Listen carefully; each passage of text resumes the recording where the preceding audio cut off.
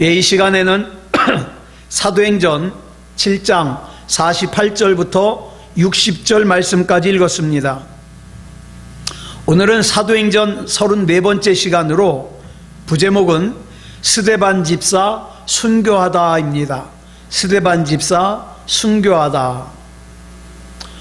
우리는 지금까지 여러 시간에 걸쳐서 유대인들이 스데반 집사님을 죽이기 위해서 거짓 증인을 세웠죠. 그런데 이 거짓 증인들이 언제도 세워졌냐? 예수님 당시에도 세워졌어요. 그래서 저 예수라는 사람이 예루살렘 성전을 허물 거라 그랬다. 그래가지고 신성 모독죄로 누명을 쓰고 예수님이 십자가에 죽으신 거거든요. 그런데 이 거짓 증인들이 또 뭐라 그럽니까?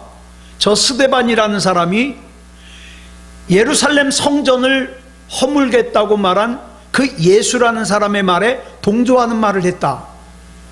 그래가지고 이 스데반 집사님을 산헤드린 법정 앞에 세웠죠. 이제 의장인 대제사장이 자기가 들은 이 말이 사실이냐고 스데반 집사님에게 물었더니 스데반 집사님이 그 질문에 대답을 하면서 하는 설교가 오늘 마무리되는 거예요. 그리고 이 설교를 마치고 순교당하는 겁니다. 우리는 상상하기를 3000년 전에 솔로몬이 건축한 예루살렘 성전이 여러분의 상상 속에는 어때요? 예루살렘 성전이 그저 어떤 들판에 허허벌판에 성전 건물이 덩그러니 지어져 있는 것으로 생각되죠. 여러분, 그렇지 않아요. 솔로몬은 헬라어로 히에론이라고 부르는 성전 구역을 설정을 했어요. 성전 구역을. 그리고 그 성전 구역 가운데 헬라어로 나오스라고 부르는 성전 건물을 건축했습니다. 그런데 세월이 흘러가면서 사람들이 히에론과 나오스를 따로 구별하지 않았어요. 그냥 뭉뚱그려서 뭐라 그래요? 예루살렘 성전이라 그랬습니다. 그런데 이 예루살렘 성전이요, 굉장히 커요. 이 예루살렘 성전을 건축하는데 동원된 사람의 숫자가 몇 명이냐? 18만 3,300명이에요. 대단하죠? 이 많은 사람이 7년 동안 건축한 게 예루살렘 성전이에요. 이 예루살렘 성전은요, 가로가 300m, 세로가 500m, 평수로 따지면 4만 5천 평이에요. 그러니까 예루살렘 성전의 크기가 어느 정도냐?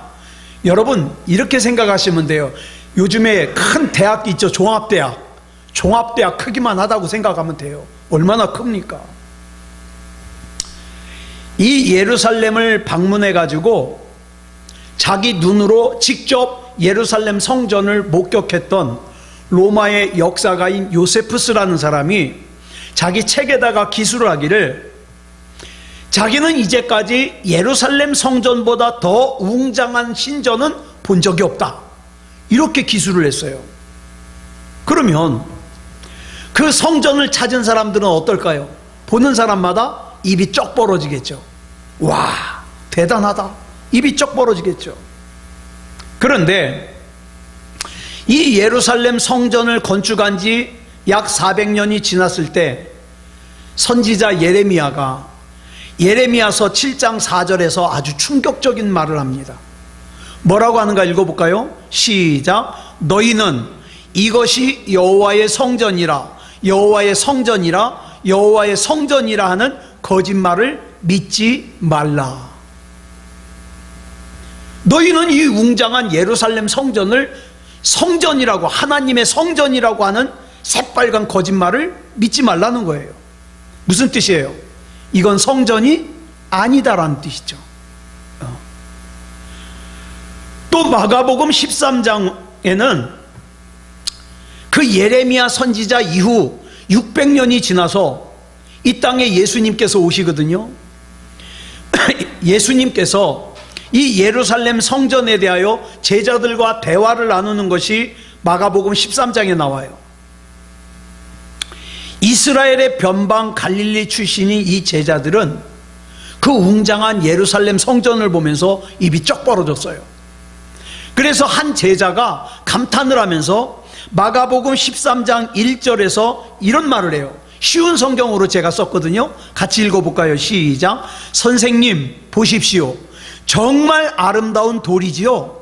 정말 아름다운 건물이지요. 이렇게 얘기를 했어요.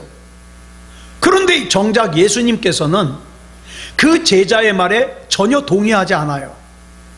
아주 침착하게 2절에서 이렇게 말씀하십니다. 시작. 이 큰 건물을 보느냐?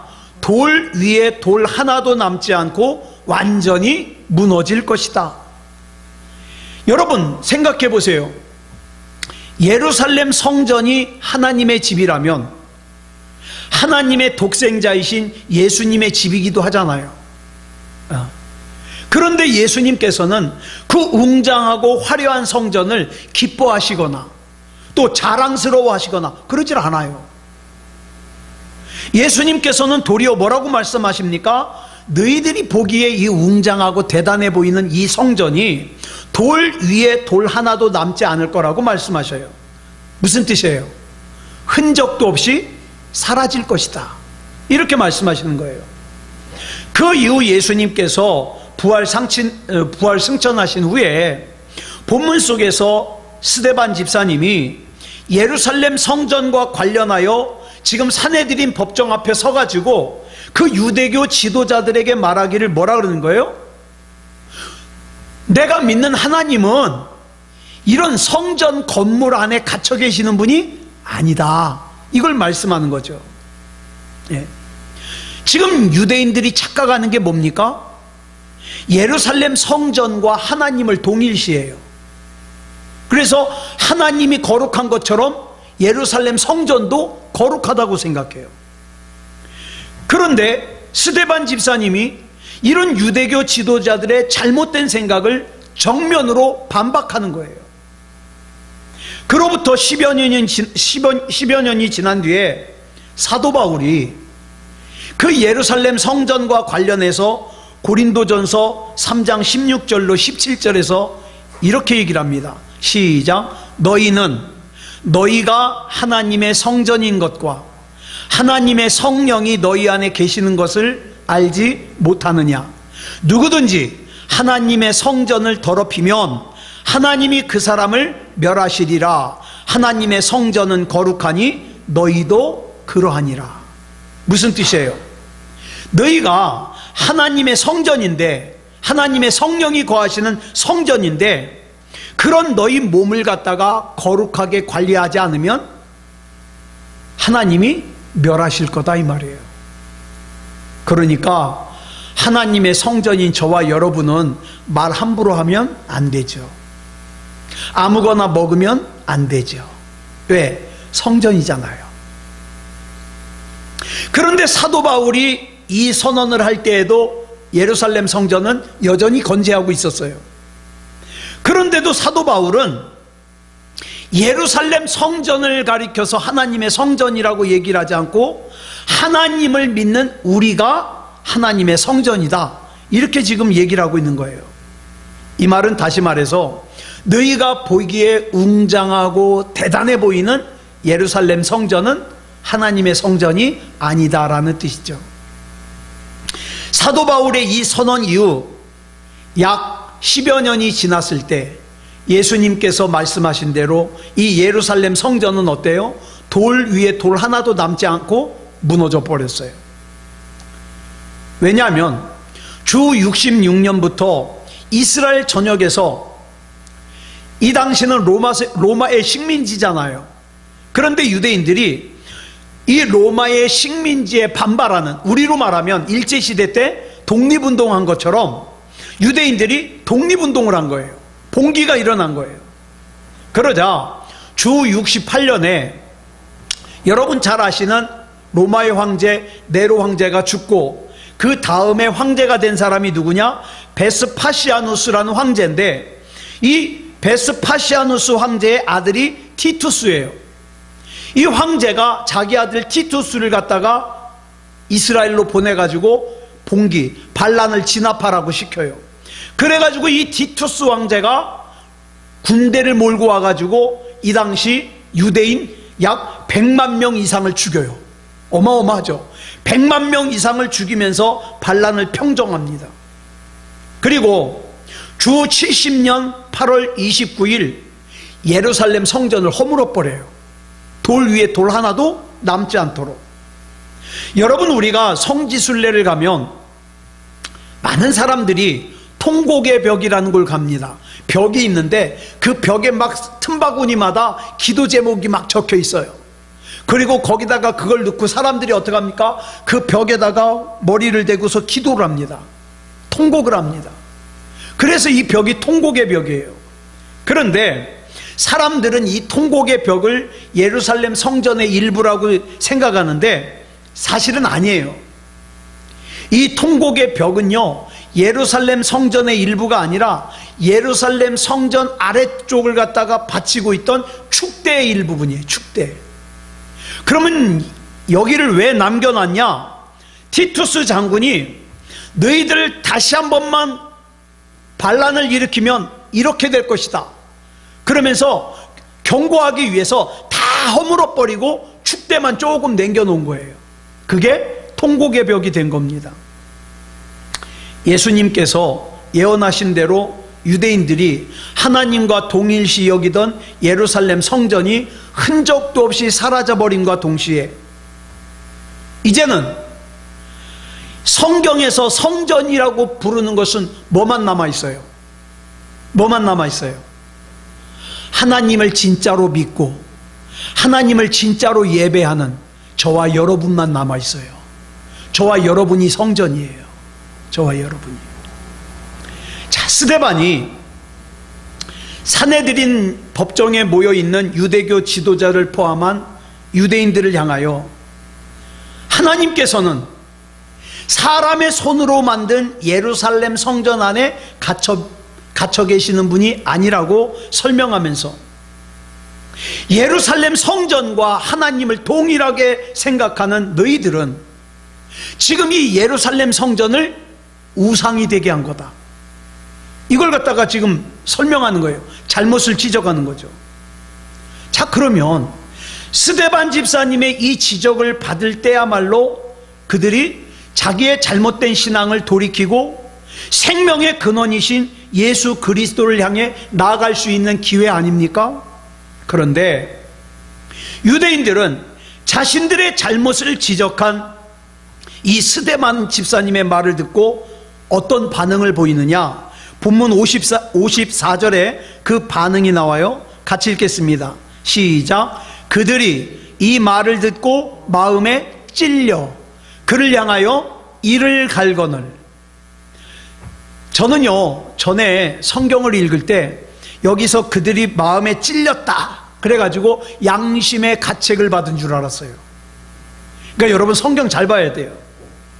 여기서 마음에 찔렸다는 말은 그들의 양심이 살아있어가지고 양심이 찔렸다는 말이 아니라 이들이 자기의 잘못을 깨달았다는 말이 아니라, 잘 보세요, 여기서 우리말 찔리다로 번역된 헬라어가 디아프리오예요. 이거 무슨 뜻이냐? 마음이 분노로 이글거렸다는 뜻이에요. 분노로. 그래서 그들은 스데반 집사님을 향하여 이를 갈았어요. 그리고 여기서 우리말 갈다로 번역된 헬라어가 브리코예요. 브리코. 이 브리코라는 단어의 뜻이 뭐냐면 물어뜯다라는 뜻이에요. 이 단어는 사람에게 사용하는 단어가 아니에요. 동물에게, 짐승에게 사용하는 단어예요. 물어뜯다.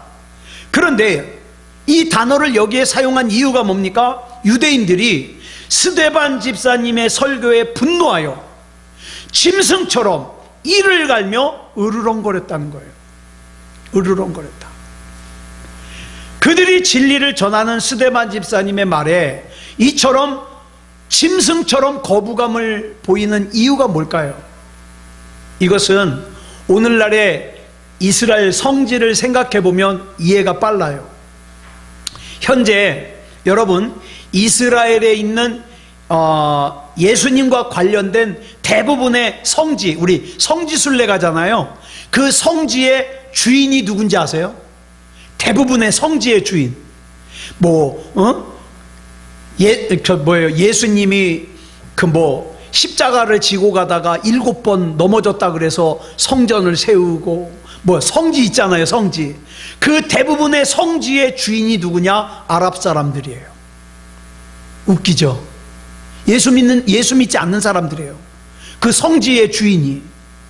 그러면 지금 예수님을 믿지 않는 유대교 신자들로만 구성된 이스라엘 정부가 만약에 이런 법을 선포를 해요. 자, 이제부터는 이 예수라는 존재와 관련된 모든 성지를 폐쇄하겠다, 출입 금지하겠다. 그러면 누가 가장 화를 낼까요? 예? 누가 격렬하게 반대하겠습니까? 예수 믿는 사람들이요? 아니요. 두말할 것도 없이 그 성지를 장악하고 있는 그 성지의 주인인 아랍 사람들이죠. 왜요? 그들이 예수님을 잘 믿어서요? 아니요, 결코 아니에요. 성지가 폐쇄된다면 전 세계에서 성지를 찾아와 가지고 자기 돈을 벌게 해준 그 밥줄이 끊어지잖아요. 밥줄이. 그러니까 자기가 손해를 보니까 반대하는 거죠. 여러분, 2000년 전에도 마찬가지예요. 2000년 전에 본문 속에 유대인들 역시 마찬가지인 게, 왜 이들이 예루살렘 성전을 허문다는 말에 이렇게 민감한가? 이렇게 사람을 죽이려고까지 하는가? 이들이 정말 경건해가지고 하나님을 잘 믿어서가 아니에요. 이 당시에 예루살렘 성전은 대단한 돈벌이였어요. 왜 그러냐? 여러분, 이스라엘 백성들은 여기저기 흩어져 있어도 이스라엘의 명절이 되면 어떻게 합니까? 예루살렘으로 와야 돼요. 그리고 예루살렘 성전에서 제사를 드려야 돼요. 그러니까 여러분, 이스라엘에 살고 있는 사람들 뿐만 아니라 그 많은 사람들이 예루살렘 성전을 찾아와요. 순례객들이. 그러면 그들이 어떻게 합니까? 예루살렘에 머물면서 숙박이 필요하죠. 숙박업이 잘 돼요. 게다가 이들이 하나님 앞에 제사를 드리려니까 제물을 사야 되죠. 소나 제물을 파는 사람들이 장사가 잘 돼요. 또 어떤 사람들이 잘 될까요? 기념품 가게. 그죠? 장사가 잘 돼요. 그러니까 이 순례객들이 와가지고 성전에 바칠 제물을 구입하고, 그 다음에 예루살렘에 머물면서 예루살렘에서 지출하는 그 금액이요, 여러분, 저와 여러분이 상상하는 이상으로 굉장히 돈이 많아요. 따라서 예루살렘 성전을 하나님과 동일시하여 절대화하면 할수록 이들은 얘기를 하는 거예요. 야, 성전에서 반드시 제사를 드려야 된다. 거룩한 제물로 제사를 드려야 된다. 반드시 예루살렘에 와서 제사를 드려야 된다. 이렇게 거룩하게 절대화할수록 어떻게 합니까? 그들의 이익은 더 보장되는 거예요. 더 많은 사람들이 올 거 아니에요. 그런데 난데없이 스데반이라는 사람이 오더니 뭐라 그럽니까? 예루살렘 성전의 절대성을 부정하는 거예요. 이 예루살렘 성전을 하나님과 동일시 여기지 말라는 거예요. 하나님은 어디나 계시다는 거예요. 왜 하나님을 이 건물 안에 가둬놓냐, 이 말이에요. 자, 그러면 보세요. 이 스데반 집사님의 말을 들은 사람들이 고개를 끄덕끄덕하면 예루살렘 성전을 통하여 이익을 얻는 자기네들의 이익이 어떻게 해요? 위태로울 수 있잖아요. 이것이 스데반 집사님의 설교에 짐승처럼 이를 갈며 으르렁거리는 이유예요. 즉, 그들은 영원한 생명이신 예수 그리스도에는 관심이 없어요. 뭐에만 관심이 있습니까? 이게 왜 없어지냐? 뭐에만 관심이 있느냐? 화면이 꺼져서 그래. 예? 이들은요, 뭐에만 관심이 있느냐? 어떻게 하면 이 예루살렘 성전과 관련해 가지고 이익을 많이 볼 것이냐, 여기에 관심이 있는 거예요. 그래 가지고 이 예루살렘 성전의 중요성을 부정하는 스데반 집사님을 향하여 으르렁거리는 거죠. 자, 자기네들의 이익을 잃어버릴까 봐. 그러면 지금 저와 여러분 어때요? 이제 저와 여러분 한번 생각해 보자고요. 저와 여러분 신앙생활하면서 좋습니까? 좋을 수도 있고 힘들 수도 있죠. 그러면 이런 질문 한번 해보자고요. 내가 신앙생활하면서 좋다면 왜 좋아요? 왜 좋아요? 하나님께 영광을 돌리기 때문에 좋습니까? 아니면 하나님 때문에 내가 잘 살아서 좋습니까? 이 질문을 한번 해보자고요. 반대로 여러분들이 신앙생활하다가 힘들어요. 어려워요. 그럼 뭐 때문에 힘들어요? 하나님 때문에 힘듭니까? 내가 손해를 봐서 힘듭니까? 여러분 교회에서 신앙생활하다가 짜증을 냈어요. 하나님 때문에 짜증을 냈습니까? 내 자존심이 상해서 짜증을 냈습니까? 생각해 보자고요. 이스라엘 백성들은, 유대인들은 자기가 손해볼까 봐 화낸 거예요. 그런데 오늘날 예수 믿는다는 사람들 가운데도 유대인 같은 사람 많아요. 하나님이 영광 받으시는 것과는 상관이 없이 내가 자존심 상해서, 내가 무시를 당해서 화를 내는 경우가 허다하죠. 여러분, 2000년 전에 본문 속의 유대인들은 자기의 이익을 위태롭게 만드는 스데반 집사님을 죽이려고 그랬어요. 그렇다면 스데반 집사님이 이 위기를 벗어나려면 어떻게 해야 돼요? 자기를 죽이려고 하는 유대인들과 타협을 해야 되죠. 죄송하다고 타협을 해야 되죠. 그런데 본문 55절 말씀 보겠습니다. 시작. 스데반이 성령 충만하여 하늘을 우러러 주목하여 하나님의 영광과 및 예수께서 하나님 우편에 서신 것을 보고, 성령 충만한 스데반 집사님은 하늘을 우러러 성부 하나님과 성자 하나님이신 예수님을 봤습니다. 그 순간 곧 썩어 문드러질 자기 육신의 생명보다는 하나님으로부터 비롯되는 영원한 생명이 더 귀하다는 걸 깨닫게 된 거죠. 그래서 본문 56절에서 이렇게 외쳤습니다. 시작. 보라, 하늘이 열리고 인자가 하나님 우편에 서신 것을 보노라. 여기서 인자가 누구예요? 예수님이죠. 스데반의 이 외침은 주님을 향해 나아가야 될 결정적인 순간에 자기 이익을 지키기 위해 예수 그리스도를 등진 유대인들에게 끝까지 예수님을 바라보라고 촉구하는 거예요. 세상의 이익을 바라보지 말고 예수님 바라보라고. 이 스데반의 설교에 대한 유대인들의 반응이 그 다음 57절로 58절에 나와요. 같이 읽겠습니다. 시작. 그들이 큰 소리를 지르며 귀를 막고 일제히 그에게 달려들어 성 밖으로 내치고 돌로 칠세, 증인들이 옷을 벗어 사울이라 하는 청년의 발 앞에 두니라. 유대인들은 스데반 집사님의 말을 안 들으려고 귀를 막고 일제히 스데반 집사님에게 달려들었어요. 그리고 성 밖으로 끌어다가 돌로 쳐서 죽였습니다. 로마 제국의 통치하에 있는 이스라엘 사람은요, 절대 사람 죽이는 걸 못해요. 그래서 예전에 어떻게 했어요? 예수님을 왜 빌라도 앞으로 끌고 갔어요? 자기네들이 죽이지? 빌라도에게 뭐라 그럽니까? 우리에게는 사람을 죽일 권리가 없습니다. 그래서 빌라도 앞에 끌고 간 거예요. 그런데 이 유대인들이 지금 얼마나 분노하고 흥분했는지 이성을 잃고 자기들은 사람을 죽일 권리가 없는데 스데반 집사님을 돌로 때려 죽였습니다. 그렇게 유대인들의 돌에 맞아 죽는 순간 스데반 집사님이 보인 반응이 본문 59절에 나와요. 같이 읽겠습니다. 시작. 그들이 돌로 스데반을 치니 스데반이 부르짖어 이르되 주 예수여 내 영혼을 받으시옵소서 하고, 스데반은 돌에 맞아 죽는 순간에 자기 영혼을 예수 그리스도께 부탁했습니다. 우리 지금 주일날 설교를 계속 비슷한 설교를 하고 있어요. 무슨 설교를 하고 있습니까?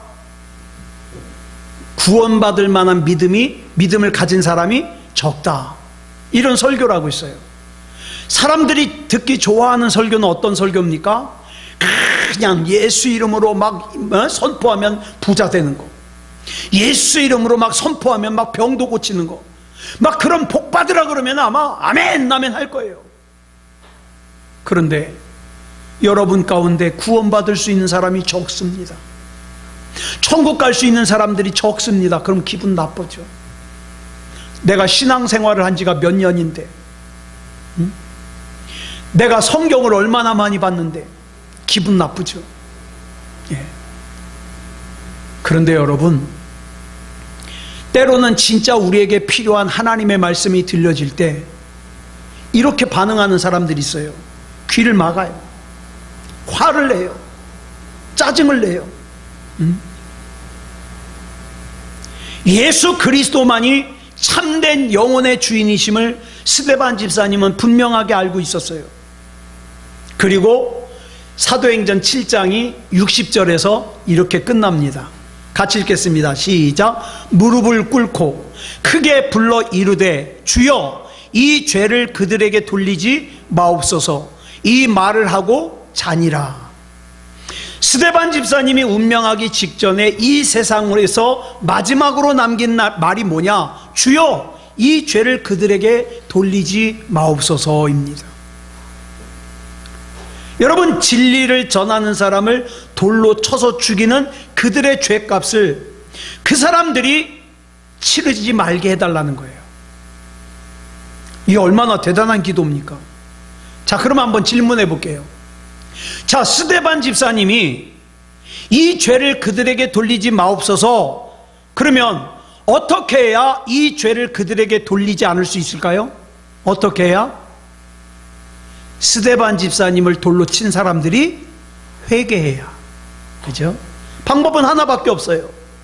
그 사람들이 자기의 죄를 회개하고 예수 그리스도 앞에 나아가는 방법뿐입니다. 인간의 죄값을 대신 치르신 예수 그리스도 안에만 죄사함이 있어요. 예, 구원이 있어요. 저는요, 이 땅에서 살다가 코끝에 호흡이 멈추고 그 육신에 세상의 개인적인 종말을 맞아 영혼은 하나님의 나라로 가는 사람들을 이 장례를 갖다가 치르다 보면은 항상 드는 생각이 뭡니까? 물론 이 세상에서의 삶은 중요합니다. 예? 내 인생을 갖고 가는 것도 중요하고 우리 가정을 갖고 가는 것도 중요하게 다 중요해요. 그렇지만 무엇보다도 중요한 게 뭐냐? 내 코끝에서 호흡이 멈추는 순간 내 소속이 어디냐? 이거보다 더 중요한 건 없어요. 여러분, 이러면 안 되잖아요. 내 코끝에 호흡이 멈추는 순간 내가 눈을 떠봤더니 천국이 아니네? 이러면 안 되잖아요. 그래서 우리는 구원받을 만한 믿음을 가지지 못한 사람들의 그 신앙에 대해서 그냥 침묵하면 안 돼요. 내가 욕을 먹더라도, 내가 자존심 상하는 일을 당하더라도, 또 우리 교회 입장에서는 설교가 재미없더라도 가장 중요한 건 뭡니까? 적어도 하나님을 믿는다고 하는 사람들, 하나님을 예배한다고 하는 사람들에게 구원받을 만한 믿음을 가지게 하는 게 제일 중요하잖아요.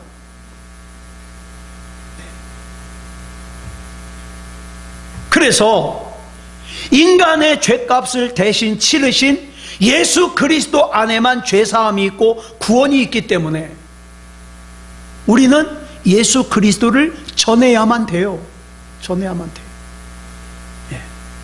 그래서 스데반 집사님은요, 자기를 죽이려고 돌 던지는 그 유대인들을 향해서 그들의 죄를 묵과하거나 방치한 게 아니에요. 스데반 집사님도 알아요. 그들의 죄가 절대 씻을 수 없는 죄라는 거 알아요. 그러나 그들의 죄를 지적하는 것으로만 끝나지 않고 그들이 예수 그리스도 안에서 그 죄를 회개하고 구원받기를 간구해요.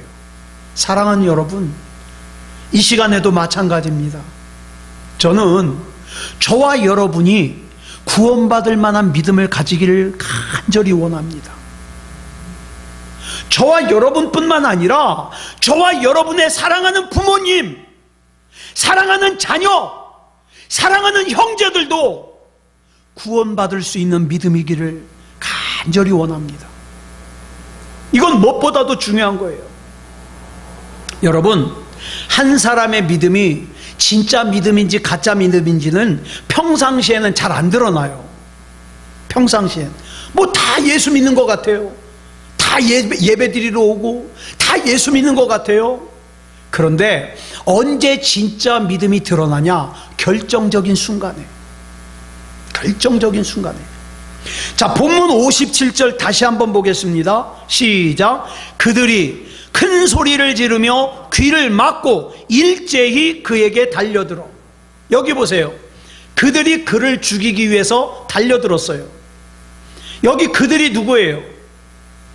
스데반 집사님을 죽이기 위해서 달려든 유대인들이에요. 그는 누구예요? 스데반 집사님이에요. 즉 그들은 뭐예요? 복수예요. 그는 단수예요. 지금 복수가 단수를 죽인 거예요. 오늘날 우리가 살고 있는 대한민국은 민주주의 국가입니다. 여러분, 민주주의의 대표적인 특징이 뭐예요? 다수결의 원칙이에요. 즉 많은 사람들의 의견에 따르는 걸 원칙으로 해요. 그런데 여러분, 신앙생활은 민주주의가 아닙니다. 신앙생활은, 여러분, 예를 들어서 100명이 모여 있는데 100명 가운데 99명이 아이 목사님 목구멍이 포도청인데 세상이 정신없이 바쁜데 어떻게 꼬박꼬박 예배를 다 챙겨서 드리냐고, 내 사정 좀, 내 형편 좀 봐가면서 예배를 드려야지.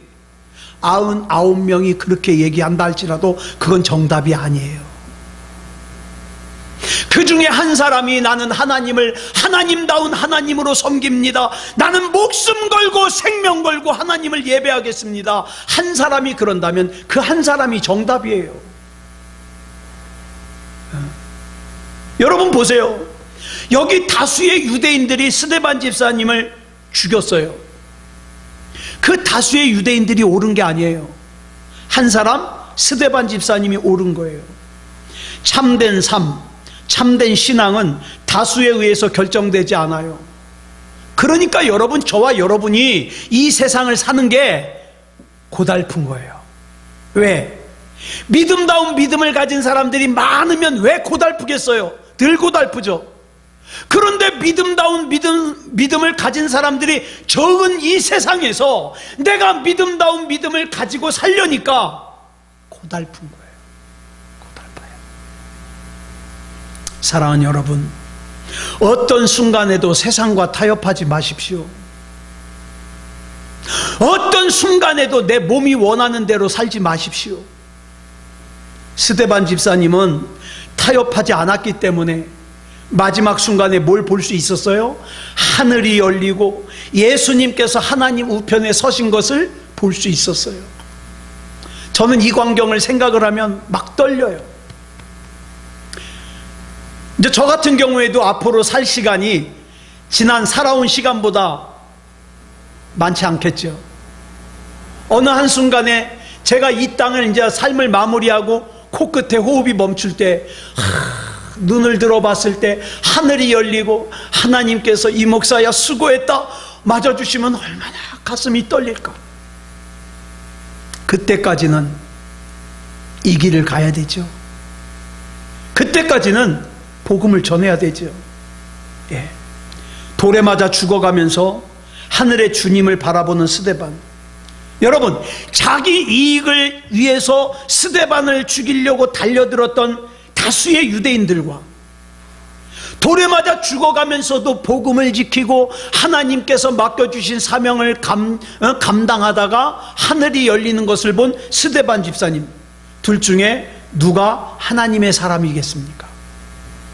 자, 스데반 집사님은요, 사울의 눈앞에서 이렇게 돌에 맞아 죽었고 스데반 집사님의 죽음을 바라보는 사울의 생각을 본문, 자, 그 다음 사도행전 8장 1절을 보면 이렇게 기록하고 있어요. 시작. 사울은 그가 죽임당함을 마땅히 여기더라. 사울은 스데반이 그렇게 돌에 맞아 죽임당한 것에 아무 이의가 없었어요. 저 인간은 죽어 마땅해, 이렇게 생각했어요.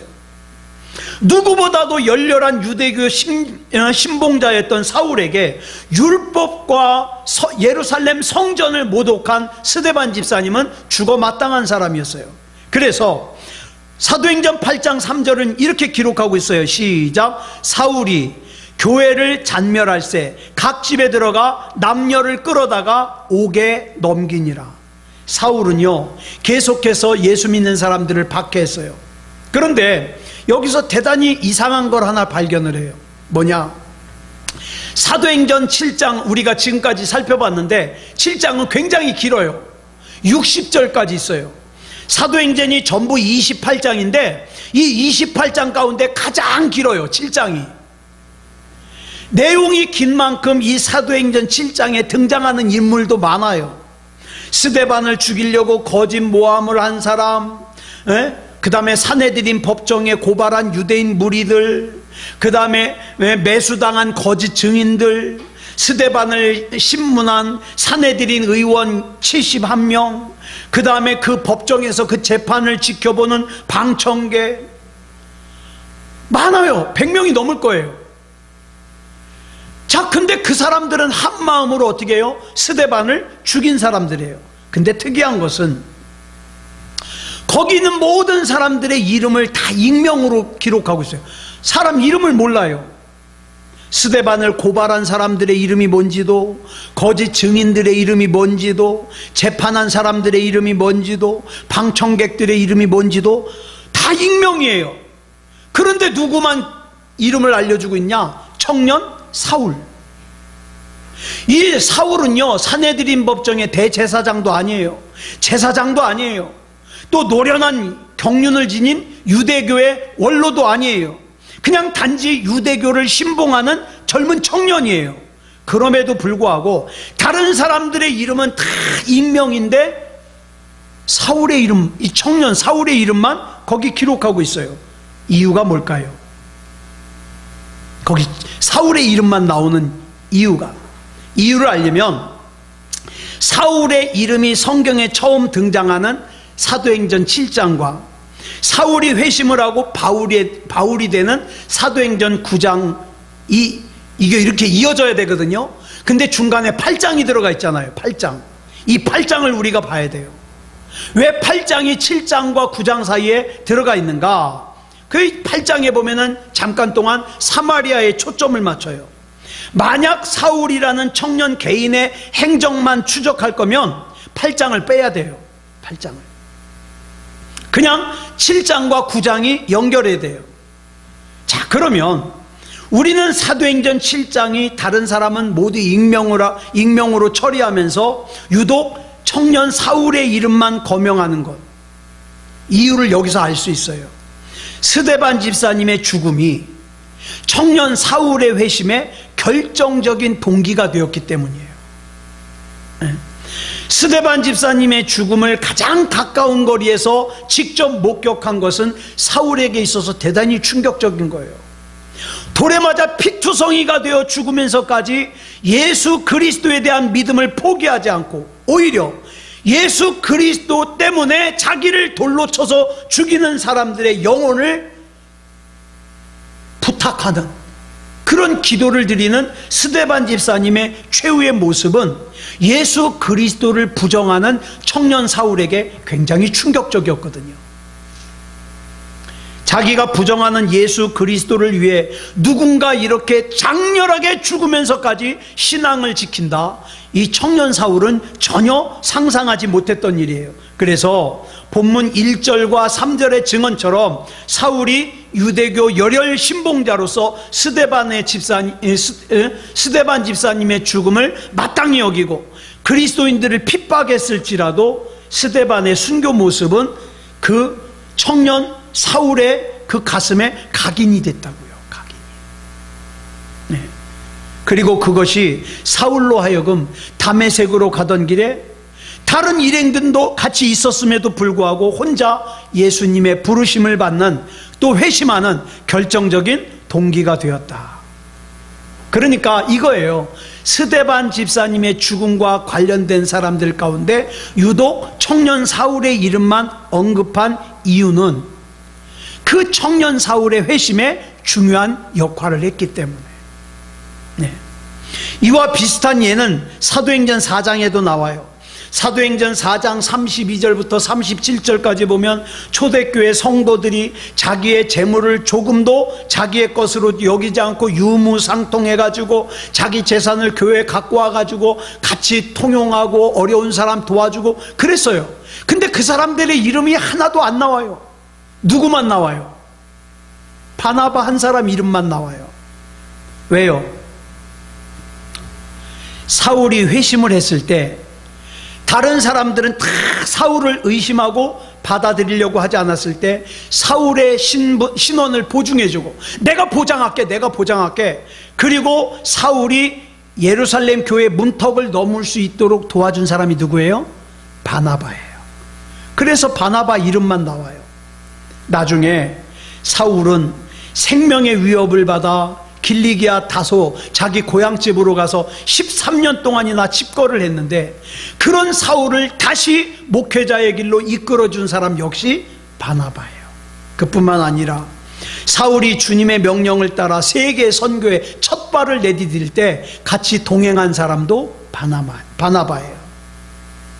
즉 바나바는 바울의 인생에 있어서 없어서는 안 될 중요한 인물이죠. 그러면 여러분 보세요. 저와 여러분이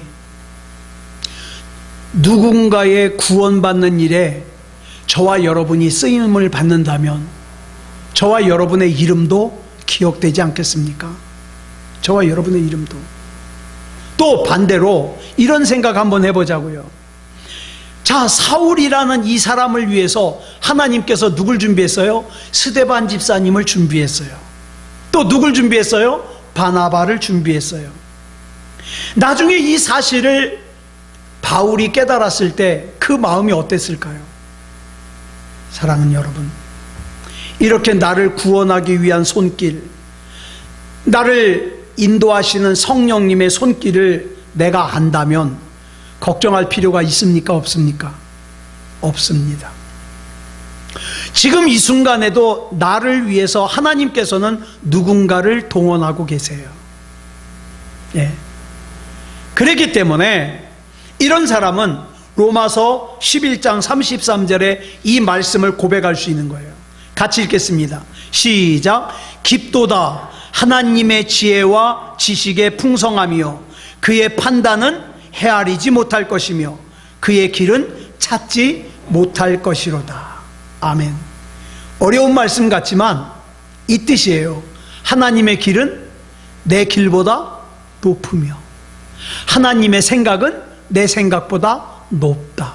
그러니까 여러분, 내가 미리 끌어다가 걱정하지 마십시오.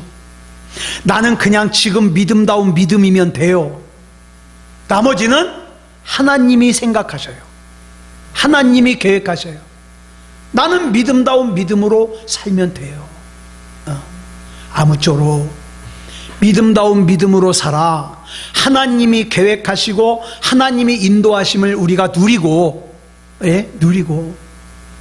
저와 여러분이 이 땅에서 사는 이 삶이 전혀 헛되지 않게 하나님께서 나에게 맡겨주신 사명을 잘 감당하는 그런 저와 여러분이기를 그리스도 예수님의 이름으로 축복합니다. 기도하겠습니다. 사랑의 아버지 하나님, 감사합니다. 이 시간까지 사도행전 7장까지 살폈습니다. 사랑의 아버지 하나님, 하나님께서는 나를 위해서 스데반 집사님도 준비하시고 바나바도 준비하심을 믿습니다. 내가 10년 뒤 어떻게 살까, 20년 뒤 어떻게 살까 끌어다가 걱정하지 말게 하시고, 나는 지금 믿음다운 믿음이면 되고, 나는 지금 하나님을 신뢰함으로 살면 하나님께서 나를 책임져 주시고 인도하여 주심을 믿습니다. 아무쪼록 하나님께서 인정하시는 믿음다운 믿음이게 해 주시옵소서. 이 밤에 기도할 때에 그저 나 혼자 잘 먹고 잘 살기 위해서 내 문제만 하나님 앞에 기도하는 것이 아니라 하나님께서 나를 이 땅에 보내신 목적이 뭔지, 나에게 맡겨주신 사명이 뭔지 분명하게 기억하고 하나님 앞에 그 사명을 잘 감당할 수 있도록 나아가서 하나님, 내가 사랑하는 사람들 중에 한 사람도 빼놓지 않고 구원받을 수 있는 믿음을 가져 천국 백성이 다 될 수 있도록 하나님께서 붙잡아 주셔서 나중에 하나님 앞에 섰을 때 잘했다 칭찬 듣는 우리가 되게 하여 주시옵소서. 이 밤에 우리 주님 책임져 주실 줄 믿사오며 그리스도 예수님의 이름으로 간절히 기도드렸사옵나이다. 아멘.